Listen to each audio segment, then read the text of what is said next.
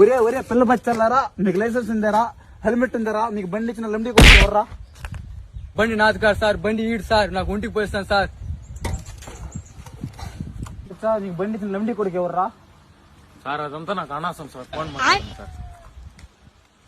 Hello hello, నేను ఎస్ఐని మాట్లాడుతున్నా. వాడు నా కొడుకే, వాడిని కానీ పట్టుకున్నావు అనుకో జాబ్ పీకేస్తాను.